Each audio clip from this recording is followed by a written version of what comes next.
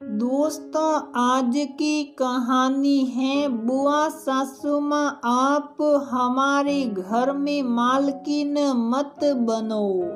दोस्तों, कहानी शुरू करने से पहले अगर आपने हमारे चैनल को सब्सक्राइब नहीं किया है तो सब्सक्राइब कर लीजिए ताकि आपके पास पहुंचे हर नया वीडियो। ट्रेन दरवाजे पर डोरबेल लगातार बज रही थी। अरे वेदिका बेटा, देख तो कौन है। जी मम्मी कहते हुए जैसे ही वेदिका ने दरवाजा खोला तो सामने बुआ सास सरिता जी खड़ी थी। बुआ जी आप आइए आइए, आपने सूचना भी नहीं दी।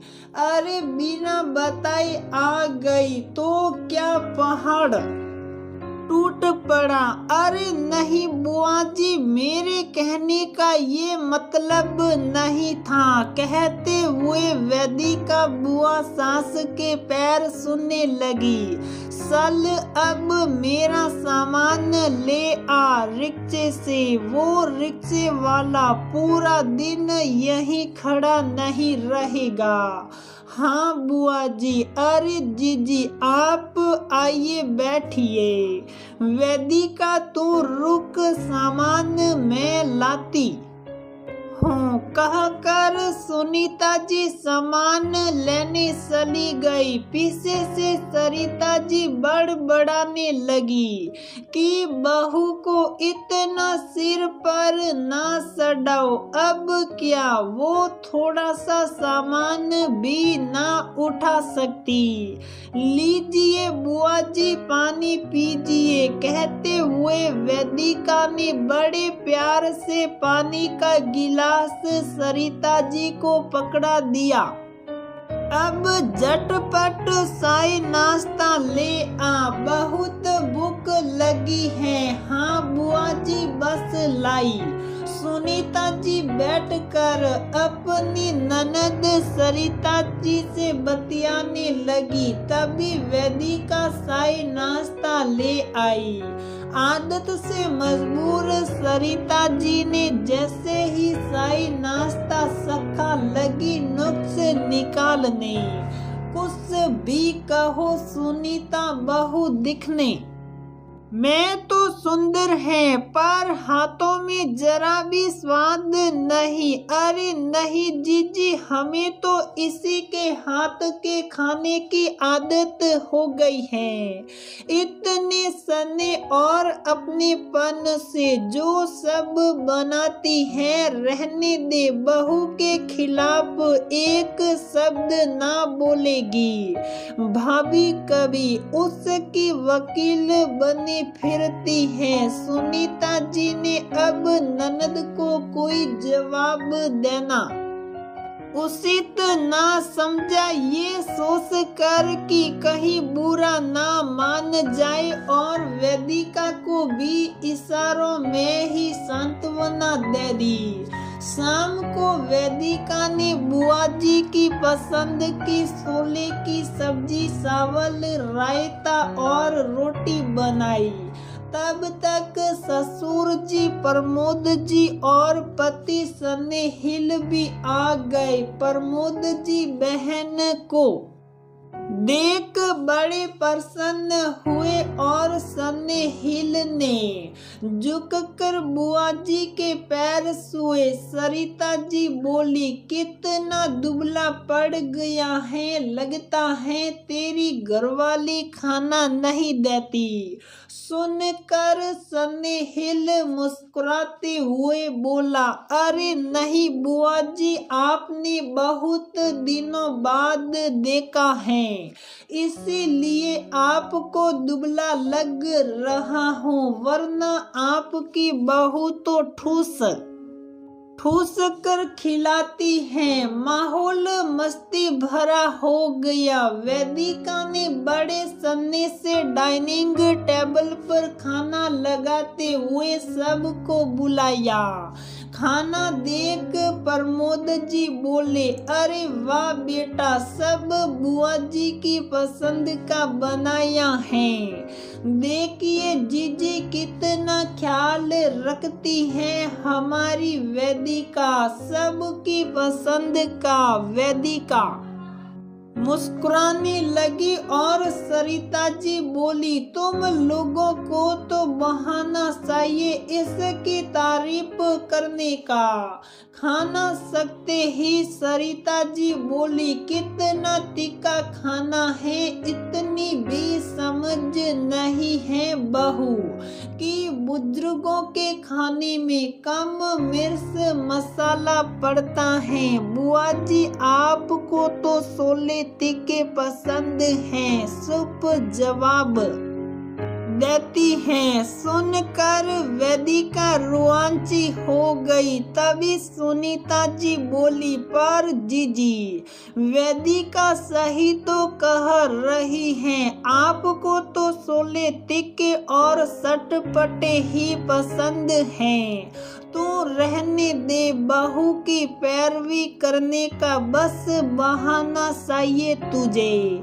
सबने मिलकर खाना खाया। रात को जब सब बैठकर बातें कर रहे थे तब वेदिका भी आकर बैठ गई और बतियाने लगी।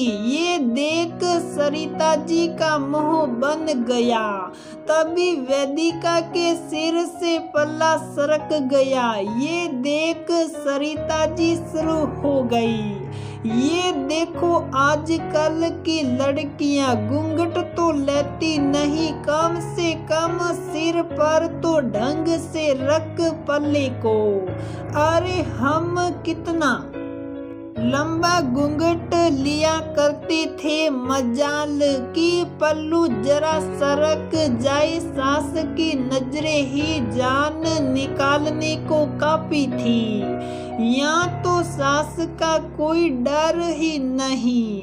अरे कोई बात नहीं, जीजी बच्ची हैं और हमारे लिए तो बिल्कुल हमारी बेटी जैसी। कितना सने लुटाती हैं सब पर, सदा मुस्कुराते हुए काम करती हैं हम तो इसे सिर भी नहीं ढकने देते। वो तो आपका लिहाज करते हुए ये सब ही सिर ढके हुए हैं। बेटा वेदिका, ये सब करने की कोई जरूरत नहीं। तुम जैसे रहती आई हो वैसे ही रहो। भगवान ने इसके रूप में एक बेटी दे दी हमें।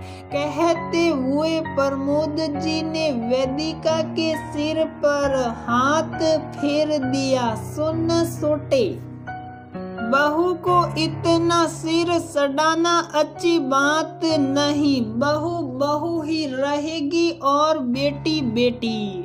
इसे मम्मी जी और पापा जी बोलना सिखाओ ना कि पापा मम्मी।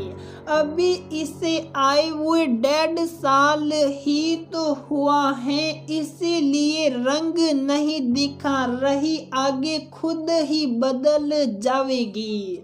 फिर ना तुम्हें इज्जत देगी ना तुम्हारी परवाह करेगी, तोड़कर रख देगी घर को और सने हिल को तो पहले ही पल्लू से बांधा हुआ है। मुंह बनाते हुए सरिता जी बोली, जीजी ऐसा कुछ नहीं होगा, क्योंकि मेरा घर सास ससुर नहीं बल्कि मम्मी पापा की आवाज से गूंजता है। मेरी बहू बेटी की भांति मम्मी मम्मी करते हुए मेरे मुझ पर सने लूटती हैं, मुझसे हर बात साझा करती हैं। उसके मायके वालों से बात करते हुए भी कभी हमें सास ससुर नहीं बल्कि मम्मी पापा कहती हैं। कोई तकलीफ हो या खुशी सबसे पहले मुझे बताती है। उसने शुरू से ही मेरे साथ माँ जैसा रिश्ता रखा है, तो ये उसका मायका भी हुआ ना।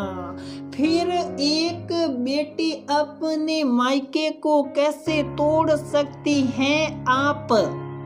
बेफिक्र रहिए दीदी, ये जैसी हैं वैसी ही रहेगी, और परिस्थितियाँ कितनी भी विपरीत हो हम मिलकर संभाल लेंगे। और फिर आप बड़ों का आशीष भी तो है इस घर पर। सुनीता जी ने ननद का हाथ अपने हाथ में लेते हुए कहा, जीजी माफ करना यदि कुछ गलत बोला हो, लेकिन जैसे एक माँ अपने बच्चे की बिना कसूर बुराई नहीं सुन सकती, वैसे ही मैं भी नहीं सुन पाती। देखिए ना आप, इतना कुछ कहते हो फिर भी इसने कभी बुरा नहीं माना और ना ही मुझसे शिकायत की। आप यहाँ रुकिए, फिर देखना आप खुद भी वेदिका को समझ पाएंगे और दिल से अपना पाएंगे। बुआ जी आपके लिए गर्मा गर्म चाय लाती हूँ। वेदिका ने माहौल को हल्का करने के लिए कहा। तभी वेदिका जाने लगी तो सरिता जी बोली, ऊपर से मलाई डाल कर लाना। सुनकर वेदिका मुस्कुराने लगी और जी बुआ जी कहते हुए चल दी रसोई की ओर, साथ ही नए सफर पर, बुआ जी का दिल जीतने के सफर पर।